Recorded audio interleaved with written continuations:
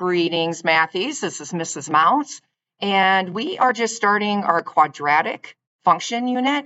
And one of the big characteristics of a quadratic is finding that axis of symmetry. So this is what this video is going to help you find. But first,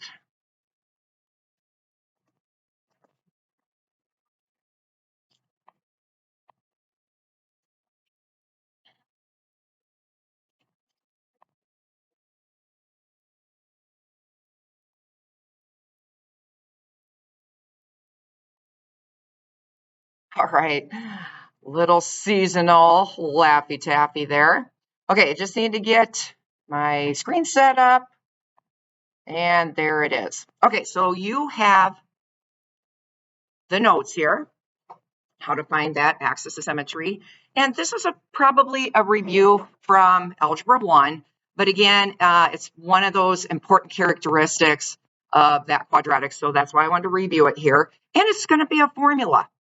So here we go. Axis of symmetry is the vertical. Okay, so that's going to be really important. It's a vertical line that splits that parabola into two equal halves.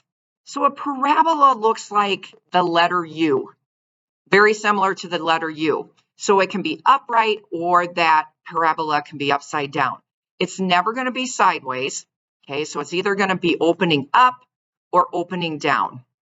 Here's the formula for the axis of symmetry. And you can see it says x equals. Okay, very important. When we learned about vertical lines, it is always x equals a particular number. And then it would be at that spot on the x-axis, and you draw a vertical line through it. Now, I'm going to go through how we find the a and the b. Okay, so with the given equation, we're going to find a and b. We're going to plug it into the formula and then write the answer as x equals. Okay, so just those three steps. So here's an example of a quadratic function. The reason we know it's quadratic, it's to the second power. This is your constant, 3. And we always know where that constant is crossing the y-axis. Okay, so that's another important thing on a parabola. We would know that it is crossing the y-axis at 3. Here we go. So how do we find a? A is whatever is in front of the x squared term. Okay, so the formula is ax squared plus bx plus c. That's the general formula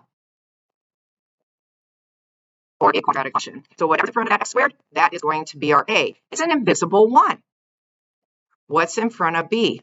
It is 6. So now we just plug that into our formula. This is saying the opposite of b. So remember, I talked about variables have parentheses around them. So the negative would be on the outside, 6 would be inside that parenthesis.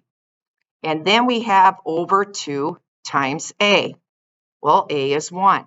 And then what we do is we simplify. We're going to simplify that numerator. Oh, the opposite of 6 is negative 6. 2 times 1 is 2. And if you can, we just simplify it because it would be a specific location on the x-axis. Negative 6 divided by 2 would be negative 3. So that axis of symmetry, 1, 2, 3 at negative 3, it would be splitting the parabola in half with that vertical line. Okay, let's try number 2. X squared minus 4x plus 3. Whatever's in front of that x squared term is your a. Again, it's an invisible 1. This time our b in front of the x term, that coefficient is negative 4. So now we just plug it into the simple formula. Opposite of b, okay, so it's opposite of negative 4 over 2 times a. Again, we just simplified the opposite of negative 4, positive 4. 2 times 1 is 2. If we can, we go ahead and simplify that. 4 divided by 2, x would equal 2. So we would know that the vertical line at x equals 2 would be splitting that parabola. Okay, so we would have to put that into Desmos or graph those points, but that is exactly where we would have that axis of symmetry. And the axis of symmetry is pretty important too because we know that the vertex is going to be somewhere on that line. Okay, and we'll talk about that later as we go with the different characteristics of a parabola. Okay, last one. Oh, this time our coefficient in front of the x squared term is 2. Okay, so it's something different instead of invisible 1. In front of the x term, which would be the b, is 8. So we plug it in.